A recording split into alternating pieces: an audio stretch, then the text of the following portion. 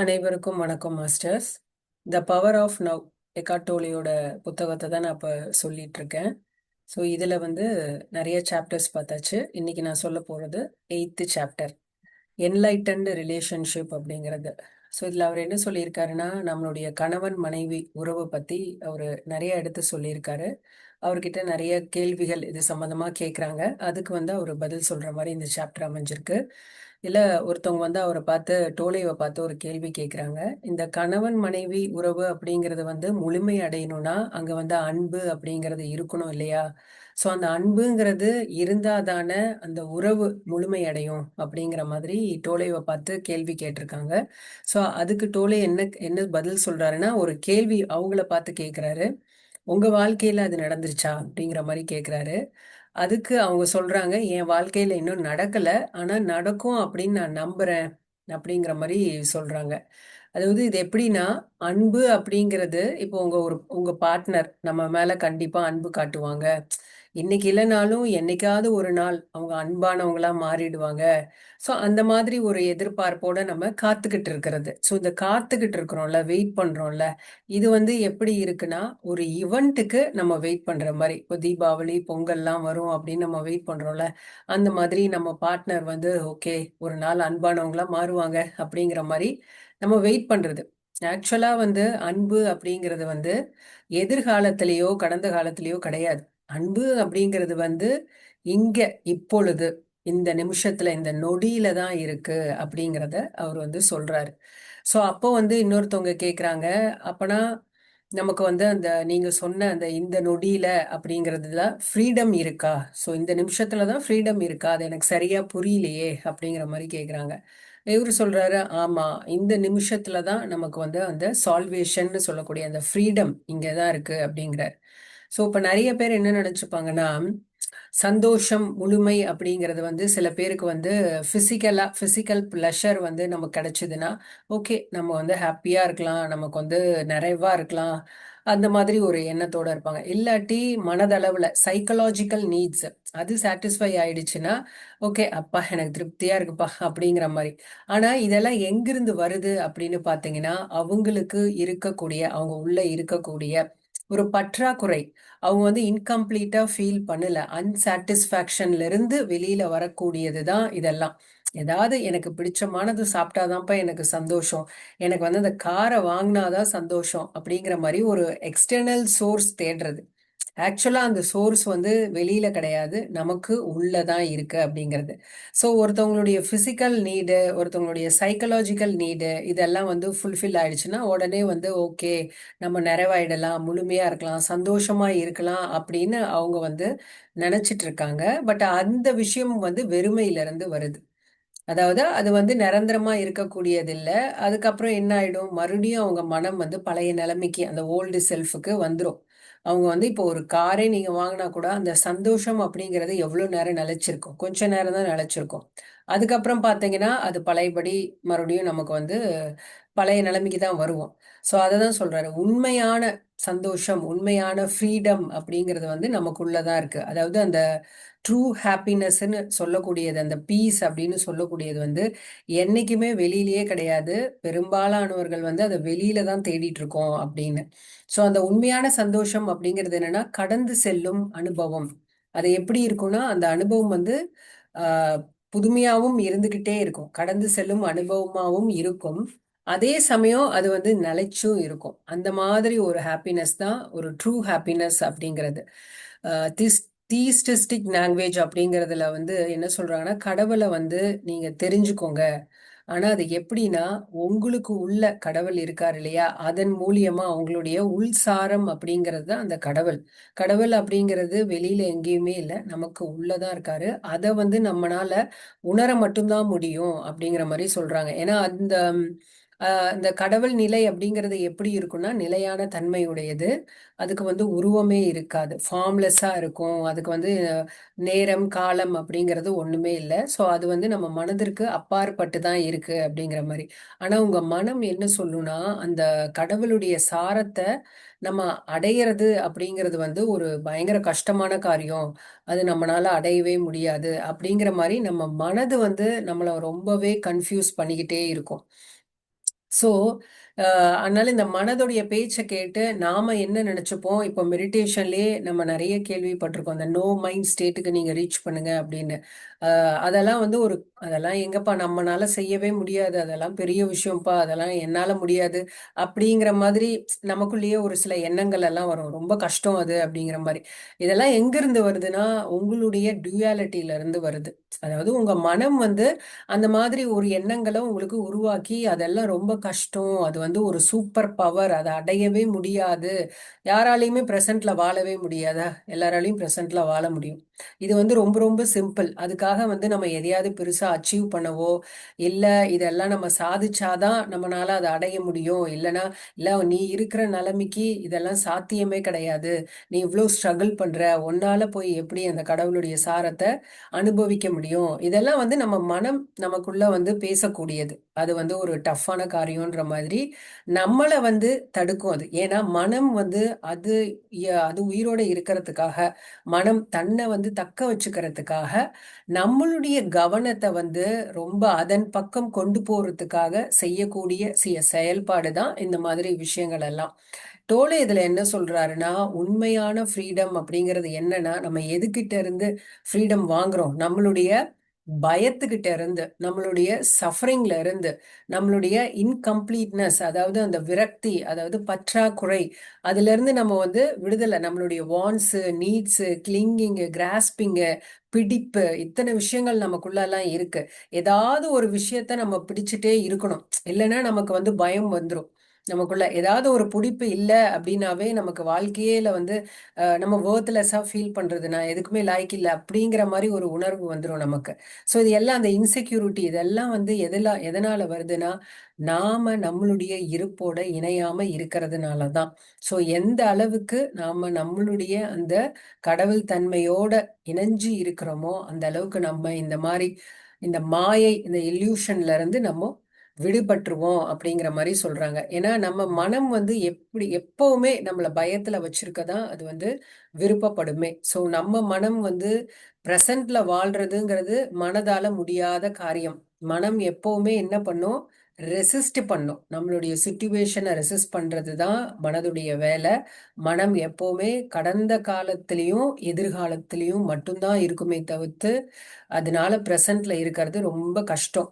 ஆனா இவர் சொல்லக்கூடிய அந்த உண்மையான சால்வேஷன், சுதந்திரம் எங்க இருக்குன்னா மனதிற்கு அப்பாற்பட்டு தான் இருக்கு. நம்ம மனதை தாண்டி போனோம், அங்கதான் தூய்மையான அன்பு நமக்கு வந்து கிடைக்குமே. மனதால அந்த அன்பு எப்படி இருக்கும்னு வந்து அதால உணரவே முடியாது. மனதை கொண்டு நீங்க அதை ஆராய்ச்சி பண்ணினீங்கன்னா நீங்க வெற்றி அடைய மாட்டீங்க. சோ மனதுக்கு அப்பாற்பட்டது தான் அந்த தூய அன்பு, கடவுளுடைய சாரம், அதெல்லாம் அவரு சொல்றார். ஸோ அடுத்தது வந்து லவ் ஹேட் ரிலேஷன்ஷிப் அப்படிங்கிறது. இப்போ இப்போ வந்து ஒரு கணவன் மனைவி உறவு முழுமை அடையிறது அப்படிங்கிறது எப்போ தெரியுமா? கான்சியஸா இருக்கும் பொழுதுதான். ரெண்டு பேருமே கான்சியஸா இருக்காங்க, ரெண்டு பேருடைய கான்சியஸ்னஸுமே இணைஞ்சு இருக்கு அப்படிங்கும் போதுதான் அந்த கணவனுடைய மனைவியோட உறவு வந்து நல்லா முழுமையா இருக்கு. ஸ்டார்டிங்ல பாத்தீங்கன்னா அது ரொம்ப ஹாப்பியா இருக்கும், கல்யாணம் பண்ணுவாங்க, ரொம்ப ஹாப்பியா இருப்பாங்க, அந்த உறவு நல்லா போயிட்டே இருக்கும். ஆனா கொஞ்ச நாள் கழிச்சு பார்த்தா அங்க வந்து ஒரு ஆர்கியூமெண்ட் வரும், அங்க வந்து ஒரு கான்ஃபிளிக்ட் வரும், ஒரு எமோஷனல் டர்புலன்ஸ் எல்லாம் வரும். அதுக்கப்புறம் அது என்ன ஆகும்? வன்முறையில கொண்டு போய் பிசிக்கல் வயலன்ஸ்ல கொண்டு போய் விட்டுரும். சோ இங்க என்ன இருக்கு? ஸ்டார்டிங்ல அந்த அன்பான உறவு அப்படிங்கிறது, முதல்ல அன்பு மட்டும்தான் அவங்க கிட்ட இருந்திருக்கும், அன்பு அன்பு காட்டிக்கிட்டே இருப்பாங்க. அது சில காலங்கள் ஆக ஆக அங்க ஆர்குமெண்ட்ல அது ஸ்டார்ட் ஆக ஆரம்பிச்சிடும். ஸோ இப்போ இந்த அன்பான உறவு அப்படிங்கிறது வந்து லவ் ஹேட், அன்பு வெறுப்பு ரெண்டும் சேர்ந்த உறவா மாறிடுது. ஸோ இது என்ன ஆகும்? ஒரு கட்டத்துல உங்களுக்கு வந்து அந்த அன்பு காட்டும் போது நீங்க சந்தோஷமா இருப்பீங்க, அதே சமயம் அவங்க வெறுப்பை காட்டும் போது கஷ்டப்படுவீங்க. இது வந்து இந்த சைக்கிள் வந்து அப்பப்போ வந்துட்டே இருக்கும். அன்பாவும் இருப்பாங்க, வெறுக்கவும் செய்வாங்க, மாத்தி மாத்தி உங்க வாழ்க்கையில இது நடந்துட்டே இருக்கும். இது வந்து உங்களுக்கு ஒரு கட்டத்துல நார்மலா மாறிடும். ஸோ நீங்க ஏன்னா அதுக்கு you are used to it. So அது என்ன ஆயிடும்? ஓகே, இது சகஜமா அதை வந்து நீங்க நார்மலா எடுத்துப்பீங்க. இப்போ இந்த நெகட்டிவும் இந்த பாசிட்டிவ் பொலாரிட்டிஸ் இருக்குல்ல, அது பேலன்ஸ்டா இருக்கிற வரைக்கும் ஓகே. ஆனா ஒரு கட்டத்துல என்ன ஆயிடும் அப்படின்னு பாத்தீங்கன்னா, அந்த நெகட்டிவ் பொலாரிட்டி வந்து ரொம்ப இன்டென்ஸ் ஆடும், ரொம்ப அதோட இன்டென்சிட்டி அதிகமாகி ரொம்ப டீப்பா அதிகபட்சமான எதிர்மறை உணர்வோட மாற ஆரம்பிச்சுட்டாங்கன்னா அங்க ஒரு பேலன்ஸே இல்லாமங்கும் போது அந்த ரிலேஷன்ஷிப் வந்து கொலாப்ஸ் ஆயிடும். ஸோ அதுக்கப்புறம் அவங்க ஒன்றா இருக்க முடியாது. ஏன்னா அந்த அன்பு வெறுப்புங்கிறது ஓரளவுக்கு சமமா அப்படியே போயிட்டு இருக்க வரைக்கும் அந்த உறவு அப்படியே போயிட்டே இருக்கும். பட் எந்த கட்டத்துல வந்து அந்த நெகட்டிவிட்டி அதிகமாகுதோ, அது வந்து ரொம்ப நாள் அந்த நெகட்டிவிட்டியிலேயே ஒருத்தவங்க இருக்கிறாங்க அப்படிங்கும் பொழுது அந்த உறவு கொலாப்ஸ் ஆயிடும் அப்படிங்கிறாங்க. ஸோ இது என்ன ஆயிடுது, பல உறவுகள்ல இது ரொம்ப சாதாரணமா போயிடுது. இந்த லவ் ஹேட் ரிலேஷன்ஷிப் தான் நம்ம உலகத்துல வந்து சாதாரண கணவன் மனைவி உறவு அப்படின்னு சொல்றாங்க. அப்படிதான் நடந்துட்டும் இருக்கு. ஸோ இப்போ நீங்க கேட்கலாம், சரி இப்போ வந்து அந்த நெகட்டிவிட்டியே இல்லாமையே இருந்துட்டா நல்லா தானே இருக்கும். வெறும் நம்ம வந்து பாசிட்டிவாவே இப்போ இந்த லவ் ஹேட்டுங்கிறத தான் இவர் நெகட்டிவ் பாசிட்டிவ் பொலாரிட்டின்னு சொல்றாரு. இப்போ நீங்க வந்து நெகட்டிவிட்டியே இல்லை, வெறும் பாசிட்டிவா நம்ம பாசிட்டிவிட்டி மட்டும் இருந்துட்டு இருக்கோம்னு வச்சுக்கோங்க. அப்ப அந்த உறவு நல்லா தான் இருக்கும் அப்படின்னு பாத்தீங்கன்னா கிடையவே கிடையாதான். ஏன்னா இந்த பாசிட்டிவ் இந்த நெகட்டிவ் ரெண்டுமே கோ டிபெண்ட், ரெண்டுமே ஒண்ணு சார்ந்து ஒண்ணுதான் இருக்கு. ஏன்னா ரெண்டுமே எதோடைய பகுதின்னு பாத்தீங்கன்னா டிஸ்ஃபங்க்ஷன். ஒரு புரோக்கன் பீஸோடைய ஒரு பார்ட்டு தான் பாசிட்டிவ், இன்னொரு பார்ட்டு தான் நெகட்டிவ். அதனால வந்து இது ரெண்டுமே ஒண்ணுக்கு ஒண்ணு சார்ந்துதான் இருக்கு. பாசிட்டிவ் இல்லாம நெகட்டிவ் இல்ல, நெகட்டிவ் இல்லாம பாசிட்டிவ் இல்ல, ரெண்டுமே இருந்துதான் இருக்கும். அந்த டியூயாலிட்டிங்கிறது தான் இந்த லவ் ஹேட் ரிலேஷன்ஷிப்ல. ஸோ அதனால வந்து நம்ம ஒண்ணு இது ரெண்டும் பேலன்ஸ்டா இருக்கிற வரைக்கும் அந்த உறவு வந்து ஓரளவுக்கு அவங்களால கொண்டு போயிட்டு இருக்க முடியும். ஸோ இதுதான் வந்து இப்போ இந்த romantic so called romantic relationship அப்படின்னு யூனிவர்சலா சொல்லப்படுது. இவர் வந்து இன்னொன்னு வந்து இவர் என்ன சொல்றாருன்னா, அந்த உண்மையான ட்ரூ லவ் அப்படிங்கிறதுக்கு பாத்தீங்கன்னா ஆப்போசிட்டே இருக்காது. இப்போ இதுக்கு வந்து பாசிட்டிவ் நெகட்டிவ்னு இருக்கு. ஆனா உண்மையான லவ்வுக்கு வந்து அதுக்கு ஆப்போசிட் அப்படிங்கிறதே ஒண்ணு கிடையாது. அதனாலதான் வந்து மனதுக்கு அப்பாற்பட்டது அப்படின்னு சொல்றாங்க. ஏன்னா மனம்ல வந்துட்டீங்கன்னா அது எப்பவுமே என்னன்னா டூயல் ஸ்டேட்லயே தான் இருக்கும். பாசிட்டிவ் நெகட்டிவ் அதுதான் மனம். மனம் வந்து அந்த ஸ்டேட்டை விட்டு வெளியிலயே வராது. ஸோ ட்ரூ லவ் அந்த ட்ரூ எசன்ஸ் என்ன அப்படின்னா அதுக்கு வந்து நோ பொலாரிட்டிஸ், ஒன்னே ஒண்ணுதான். அதனாலதான் இந்த ஒன்னஸ் கான்சியஸ்னஸ் அப்படின்னு சொல்றாங்க. ஓகேங்களா? So that is true love. அந்த கிளிம்ஸ் அந்த உண்மையான அன்பு அப்படிங்கிறது எல்லாருமே ஒரு ஸ்டேஜ்ல அனுபவிச்சிருப்போம். ஆனா அந்த உண்மையான அன்புலயே அப்படியே நிலைச்சிருக்க மாட்டோம். ஏன்னா நம்ம மனசு வந்து அதுல நினைச்சல இருக்க விடாது, நிலைச்சு நிறுத்தவே விடாது. அது எப்படியாவது உங்களை வந்து உங்க கவனத்தை புல் பண்ணி அதை தன் பக்கம் வச்சுக்கிட்டு மனதுடைய ஆதிக்கத்துலதான் நம்ம வந்து பல வருஷங்களா வாழ்ந்துட்டும் இருக்கிறோம். ஸோ இப்போ அடுத்தது வந்து இந்த ரிலேஷன்ஷிப்ல எடுத்துக்கிட்டீங்கன்னா உங்களுடைய பார்ட்னர் வந்து ரொம்ப நெகட்டிவா இருக்காங்கங்கிறத நீங்க வந்து ரொம்ப ஈஸியா கண்டுபிடிச்சிடலாம். அது எப்படின்னு பாசிட்டிவ் விட அவங்க நெகட்டிவா இருக்காங்கங்கிறத ஈஸியா கண்டுபிடிச்சிடலாமா? எப்படின்னு பாத்தீங்கன்னா அவங்க கிட்ட வந்து பயங்கர பொசசிவா இருப்பாங்க. அதே சமயம் உங்களை ரொம்ப கண்ட்ரோல் பண்ணணும் இருப்பாங்க. பயங்கர பொறாம இருக்கும் அவங்களுக்குள்ள. அதே மாதிரி சைலண்ட் ட்ரீட்மெண்ட் கொடுக்கறது, பேசாம இருக்கிறது, அப்புறம் அவங்க சொல்றதுதான் கரெக்ட் அப்படிங்கிற மாதிரி சொல்றது. ஸோ அதுக்கப்புறம் எமோஷ்னலா உங்களை பிளாக்மெயில் பண்றது, உங்களை மேனிப்புலேட் பண்றது, அப்புறம் அவங்க வந்து ஆர்கியூ பண்றதுக்கு எப்பவுமே ரெடியா இருப்பாங்க. ஏதாவது ஒன்று சொன்னீங்கன்னா டக்குன்னு ஆர்கியூ பண்றதுக்கு ரெடியா இருப்பாங்க. உங்களை கிரிட்டிசைஸ் பண்ணுவாங்க, ஜட்ஜ் பண்ணுவாங்க, பிளேம் பண்ணுவாங்க, எல்லா வித அட்டாக்கும் பண்ணுவாங்க. அதே மாதிரி ரொம்ப கோவமா இருப்பாங்க, ரிவெஞ்ச் எடுப்பாங்க. ஸோ இது எல்லாமே வந்து ஒருத்தவங்க ஒரு மனுஷங்க கிட்ட இதெல்லாம் நீங்க பாத்தீங்கன்னா, இல்ல இதுல ஒரு சில விஷயங்கள் நீங்க பாத்தீங்கன்னா அவங்க கிட்ட வந்து நெகட்டிவிட்டி இருக்கு அப்படிங்கறத நீங்க தெரிஞ்சுக்கலாம். ஓகேங்களா? இப்போ அதே சமயம் நீங்க பாசிட்டிவ் சைடு எடுத்துக்கிட்டீங்கன்னா, இப்போ அவங்க பாசிட்டிவா இருக்காங்கங்கும் போது அவங்க உங்க கூட இருக்காங்கன்னா நீங்க ஹாப்பியா ஃபீல் பண்ணுவீங்க. ஏன்னா அவங்க ரொம்ப பாசிட்டிவா இருக்காங்க, உங்ககிட்ட நல்லா பேசுறாங்க, நல்லா பழகுறாங்கங்கும் போது உங்களுக்கு எப்படி தெரியும்னா நீங்க அப்படியே ரொம்ப ஹாப்பியா இருப்பீங்க, வேற ஆனந்தத்துல இருப்பீங்க. இந்த உலகமே உங்களுக்கு ரொம்ப சாதாரணமா தோணும். ஏன்னா அவங்க அந்த அளவுக்கு உங்களுக்கு வந்து பவர் கொடுக்குறாங்க. கிட்டத்தட்ட அவங்க வந்து ஒரு ட்ரக் மாதிரியே ஆயிடுவாங்க. ஸோ ஏன்னா அவங்க கூட இருக்கும் பொழுது, உங்களுக்கு சப்போர்ட்டா இருக்கும் பொழுது நீங்க ஹாப்பியா இருப்பீங்க. அதே சமயம் உங்களுக்கு அவங்க சப்போர்ட்டா இல்லை அப்படிங்கும்போது உங்களுக்குள்ளேயும் என்ன ஆகும்னா அந்த கோபம் அப்படிங்கிறது வரும், ஜெலஸ் வந்துடும், கம்பேர் பண்ணுவீங்க, பிளேம் பண்ணுவீங்க, மைண்ட் கேம் இது எல்லாமே வந்துடும், பயம் வந்துடும். ஸோ இத்தனை வருஷம் இத்தனையும் உங்களுக்குள்ள வந்து நடந்துட்டே இருக்கும். ஸோ இப்போ அந்த ட்ரக் அவைலபிளா இருந்துச்சுன்னா, அதாவது அந்த பர்சன் உங்க கூட இருந்தாங்கன்னா நீங்க ஹாப்பியா இருப்பீங்க, அவங்க சப்போர்ட் பண்ணாங்களும் ஹாப்பியா இருப்பீங்க. அப்படி இல்லைங்கும் போது இத்தனை விஷயமும் உங்களுக்குள்ளேயும் நடக்கும் அப்படிங்கிறாங்க. அந்த பயம்னு சொல்லக்கூடியது, அதாவது இப்ப அவங்க கூட இருக்கும்போது உங்களுக்கு கிடைக்கிற சந்தோஷம் அது நல்லா இருக்கு. ஆனா அவங்க உங்களை விட்டு விலகி போயிட்டாங்கன்னு வச்சுக்கோங்களேன், அப்போ உங்களுக்குள்ள ஒரு ஃபியர் வருது இல்ல. ஒருவேளை அவங்க நிரந்தரமாவே விலகிட்டாங்கன்னா அப்போ உங்களுக்குள்ள ஒரு துக்கம்னு வரும். அது என்னன்னா, அந்த துக்கம் எப்படி இருக்கும்னா, யாராலையுமே தீர்க்க முடியாத ஒரு துக்கமா இருக்கும். சோ இந்த இடத்துல பாத்தீங்கன்னா, எப்படி ஒரு ஒரு ஆளுக்குள்ள அன்புங்கிறது ஃபர்ஸ்ட் இருந்திருக்கு. அதுக்கப்புறம் அது பாத்தீங்கன்னா ஹேட்டா மாறுது. சோ அவங்க நம்மளை விட்டு போயிட்டாங்கன்னா அது ஒரு துக்கமா நமக்குள்ள உட்காருது. சோ இப்ப அந்த அன்புங்கிறது எங்க போச்சு? எப்படி வந்து இந்த அன்புங்கிறது அதுக்கு ஆப்போசிட்டா மாறுது? சோ இதுக்கு பேரு தான் வந்து அந்த அடிக்டிவ் அப்படின்னு சொல்றாங்க. அந்த பர்சனுக்கு நம்ம ரொம்ப அடிக்டிவா இருக்கோம் அப்படிங்கிறது. அவங்க இருந்தாதான் நம்ம சந்தோஷமா இருக்க முடியும். அவங்க இல்லைன்னா நம்மளால சந்தோஷமா இருக்கவே முடியாது. சோ இதுல வந்து ஒரு விஷயம் ரொம்ப கிளியரா தெரியுது. என்னன்னு பாத்தீங்கன்னா, அந்த அன்புங்கிறது வெளியில தான் இருக்கு அப்படின்னு நினைக்கிறதுனால அந்த பர்சனுக்கு நம்ம ரொம்ப அடிக்டிவா மாறிடுறோம். சோ இந்த அடிக்ஷன்ல இருந்து இததான் வந்து நம்ம பற்றுதல்னு சொல்றாங்க. நம்ம என்ன பண்ணுவோம்? பற்றுதல் இருந்தாவே நம்ம துன்பத்துக்கு காரணம். புத்தர் இதை ஏற்கனவே சொல்லியிருக்காரு. அட்டாச்மெண்ட் அதுதான் வந்து எல்லா துன்பத்துக்குமே காரணம். எப்பவுமே நம்ம என்ன பற்றுதல் இல்லாம இருக்கிறதுங்கிறது. சோ ஏதா ஒரு பற்றுதலோட இருக்கிறதுனாலதான் நம்ம அவங்களுக்கு வந்து இந்த மாதிரி ஒரு அடிக்டிவான நிலைக்கு நம்ம போயிடுறோம்.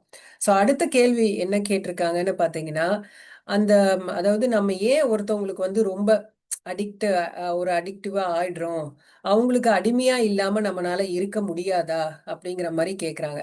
சோ அதுக்கு டோலே என்ன சொல்றாருன்னா, நம்ம சொல்ற அந்த ரொமான்டிக் ரிலேஷன்ஷிப் அப்படிங்கிறது என்னன்னா, ஒரு ஆண் ஒரு பெண் ரெண்டு பேருக்குள்ளேயுமே ஒரு பற்றாக்குறை அப்படின்னு ஒண்ணு இருக்கு. அவங்கள பொறுத்த வரைக்கும் என்னன்னா, எல்லாருமே வந்து அப்படியே ஒரு துன்பம் எதுவுமே இல்லாம பிறக்கறது இல்ல.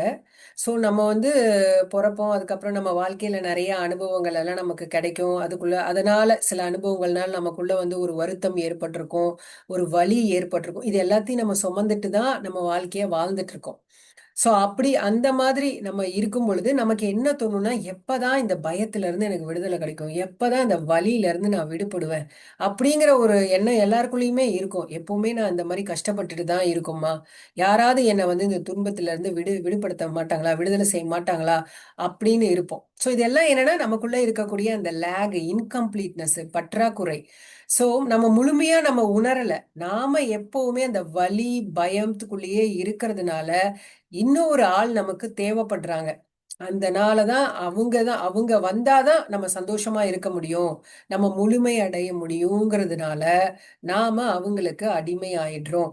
இது வந்து இப்போ ஒரு ஆண் பெண் ரெண்டு பேருக்குமே வந்து தனித்தனியா எடுத்துட்டீங்கன்னா ரெண்டு பேரும் முழுமை அடையல. ஏன்னா ஒரு ஆண் வந்து பிசிக்கல் ஃபார்மா எடுத்துக்கிட்டீங்கன்னா அது கண்டிப்பா லிமிட்னஸ் முழுமை அடையாது. பெண்ணும் எடுத்துக்கிட்டீங்கன்னா பிசிக்கலா யாருமே முழுமை அடையல. ஆனா ஒரு ஆண் பெண் சேரும் பொழுது அவங்க வந்து முழுமை அடையிறாங்க. அந்த சேர்க்கை அப்படிங்கிறது வந்து செக்ஷுவல் யூனியனா இருந்தாலும் அது வந்து என்னன்னா கடவுளுடைய தன்மை கொண்டது அப்படிங்கிறாங்க. அந்த கடவுள் தன்மைங்கிறது வந்து ரொம்ப நேரம் நமக்குள்ள நிலைச்சிருக்காது.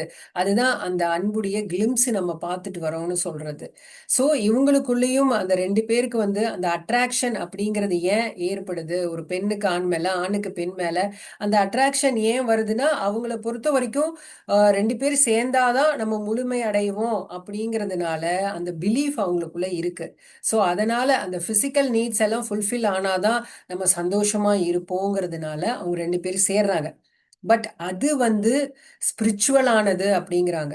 ஆனா சின்ஸ் அவங்க வந்து பிசிக்கல் அளவுல மட்டும் சேர்றதுனால அதுல கிடைக்கிற அந்த ஆனந்தம்ங்கிறது வந்து எப்பவுமே இருக்காது. ஒரு குறிப்பிட்ட அதாவது ஷார்ட் லிவ்டு தான். அது வந்து நமக்கு நம்ம சொல்லக்கூடிய அந்த உண்மையான ட்ரூ லவ் கிடையாது. ஷார்ட் லிவ்டு கொஞ்ச நேரம் தான் அந்த பிளஷர் அப்படிங்கிறது. ஸோ அதுலயே நம்ம எப்பவுமே இருக்க முடியாதுங்கிறது. அடுத்து பார்த்தீங்கன்னா சைக்கலாஜிக்கல் நீட்ஸ்னு ஒன்று இருக்கு. அதாவது இதுவும் வந்து என்னன்னா மனசளவுல நமக்கு வந்து எப்படி இருக்கும்னா, நமக்குன்னு ஒரு ஐடென்டிட்டி உருவாக்கி வச்சிருப்போம். நம்ம நம்ம வேலைக்கு போறது, நம்ம வேலையில ஒரு போஸ்ட்ல இருப்போம். அது சம்பந்தமான ஒரு பின்பத்தை உருவாக்கி வச்சிருப்பீங்க. சொசைட்டில உங்களுக்குன்னு ஒரு பேரு, உங்களுடைய அப்பியரன்ஸு, உங்களுடைய ஃபெயிலியரு, சக்சஸ், உங்களுடைய பிலீஃப் சிஸ்டம். இதனால நீங்களே உங்களை பத்தின ஒரு ஃபால்ஸ் இமேஜை வந்து உங்க ஈகோ வந்து கிரியேட் பண்ணி வச்சிருக்கோம். ஸோ இதை தான் நம்ம ஈகோன்னு சொல்லக்கூடியது. மனம் உங்களை பத்தி ஒரு பின்பம் உருவாக்கி வச்சிருக்குல்ல, அது வந்து உண்மைன்னு நாம நம்பிட்டு கிடப்போம். பட் அது வந்து பொய்யான ஒரு பின்பம் தான், ஃபால்ஸ் இமேஜ் அப்படின்னு சொல்றாங்க. அந்த இமேஜ் வந்து உங்க ஈகோ கிரியேட் பண்ணி வச்சிருக்க, அதுக்கு வந்து நீங்க ஃபீட் பண்ணிக்கிட்டே இருக்கணும்.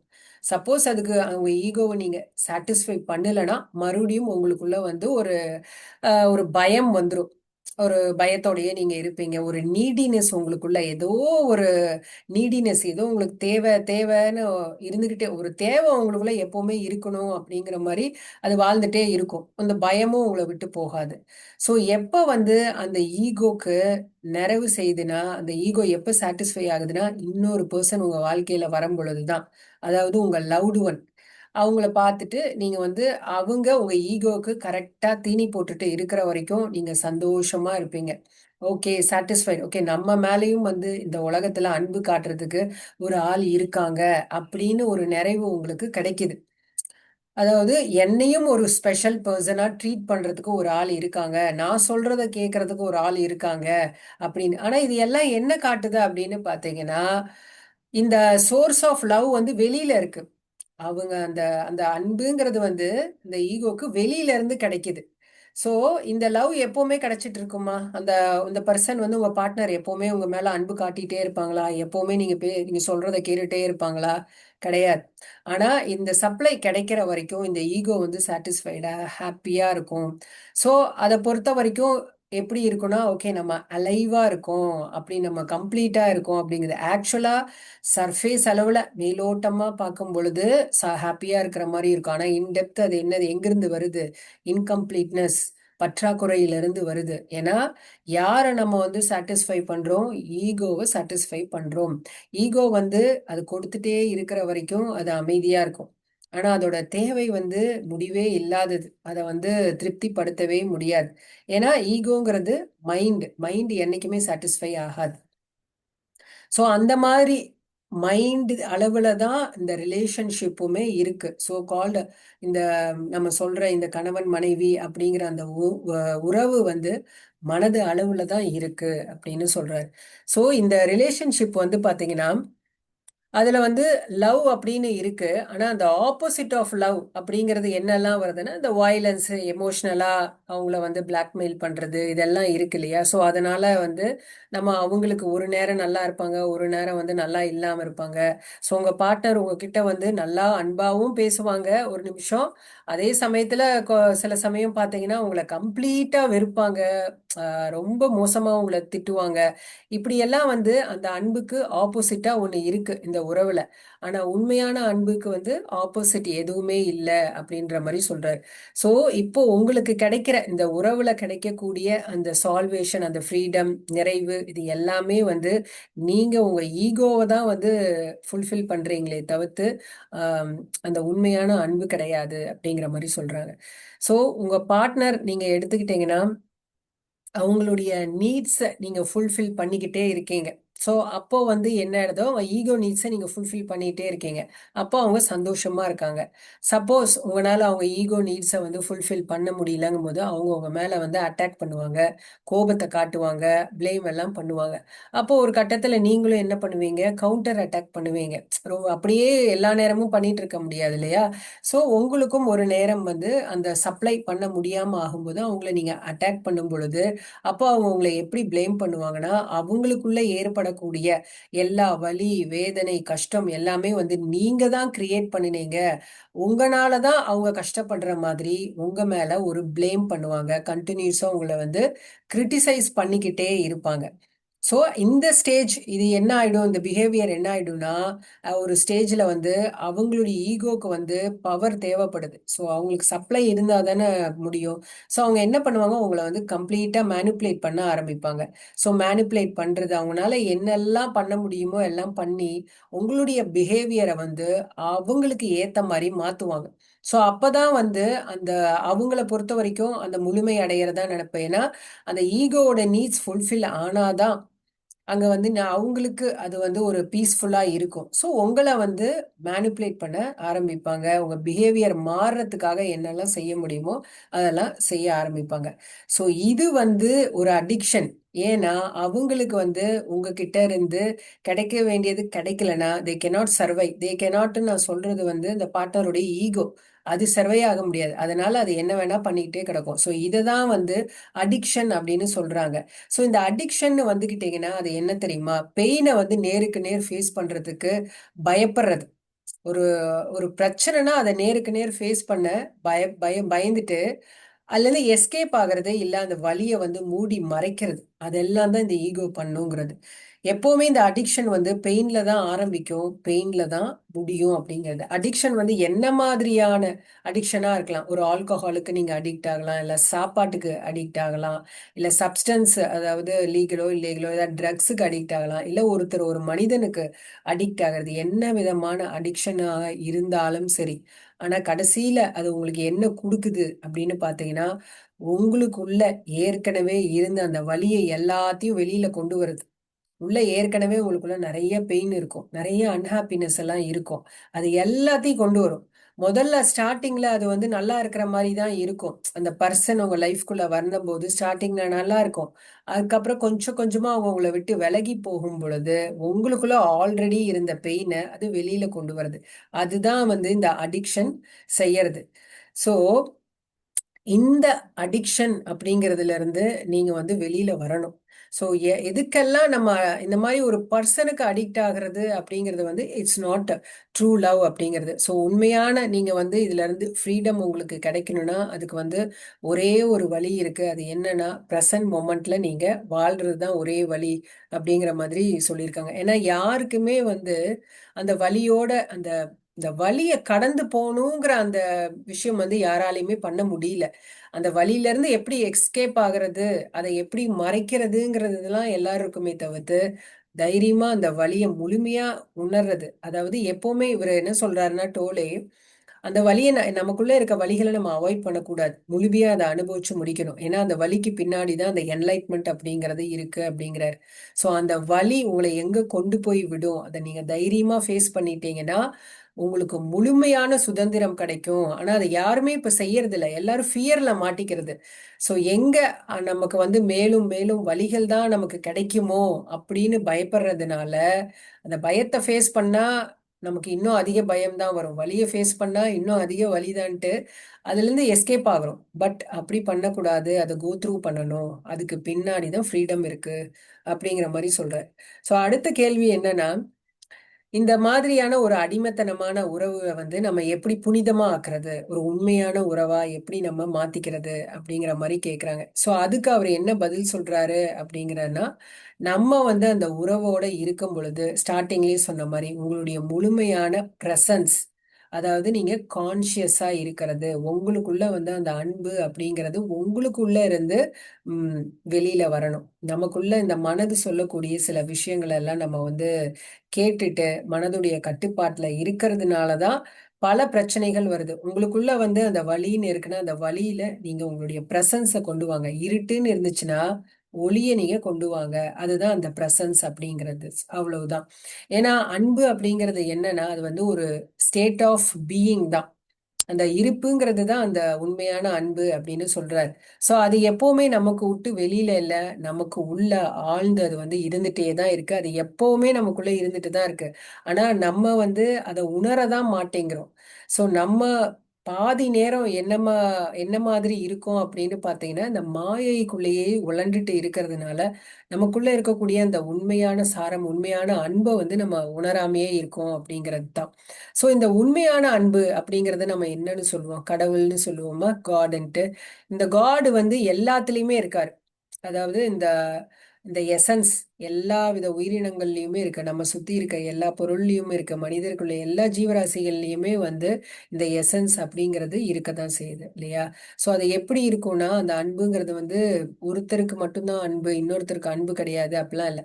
சூரியன் பார்த்தீங்கன்னு வச்சுக்கோங்களேன், அது எல்லாருக்கும் வெளிச்சத்தை காட்டுது. நான் இவங்களுக்கு மட்டும்தான் வந்து வெளிச்சம் காட்டுவேன், இவங்களுக்கு காட்ட மாட்டேன்னு சூரியன் என்னைக்குமே செய்யாது. எல்லாருக்குமே சூரியனுடைய வெளிச்சம் வந்து போய் சேருது. அதுதான் இந்த தூய அன்பு அப்படிங்கிறது.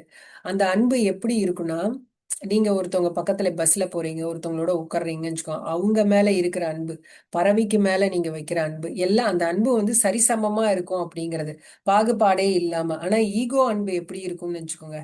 ஈகோல இருந்து வரக்கூடிய அன்பு வந்து இவங்க கிட்ட மட்டும்தான் நான் அன்பா இருப்பேன், இவங்க கிட்ட நான் அன்பா இருக்க மாட்டேன் அப்படிங்கிற மாதிரி இந்த பாரபட்சம் பார்த்து பழகிறது. அதுக்கேத்த மாதிரி தான் அந்த அன்பும் அவங்க காட்டுவாங்க. ஸோ இதெல்லாம் வந்து ஈகோல இருந்து வரக்கூடிய அன்பு. ஆனா ட்ரூ லவ் எல்லார்கிட்டயும் சமமா இருக்கும். ஆனா என்னன்னா அதோடைய அளவு மட்டும்தான், அந்த டிகிரி ஆஃப் இன்டென்சிட்டி மட்டும்தான் வேறுபடுமே தவிர்த்து அந்த அன்புங்கிறது ஒரே மாதிரியா தான் இருக்கும் அப்படிங்கிற மாதிரி சொல்லியிருக்காரு. ஸோ இப்படி இருந்துச்சுன்னா உங்களுக்கு நீங்க வந்து யாருக்குமே பயப்பட மாட்டீங்க, யாருக்குமே அடிமையா இருக்கிற மாட்டீங்க. ஏன்னா அந்த தூய அன்புங்கிறத நீங்க உணர்ந்துட்டீங்கன்னா அதுக்கப்புறம் வந்து நீங்க எப்பவுமே ராஜாவா இருப்பீங்க அப்படின்னு சொல்லலாம். ஸோ இப்போ இன்னொன்று வந்து இப்போ உங்களுக்கே தெரியுது உங்க பார்ட்னருக்குள்ள வந்து ஏதோ ஒரு ப்ராப்ளம், ஒரு நெகட்டிவிட்டி இருக்குன்னு நினச்சிக்கோங்களேன்.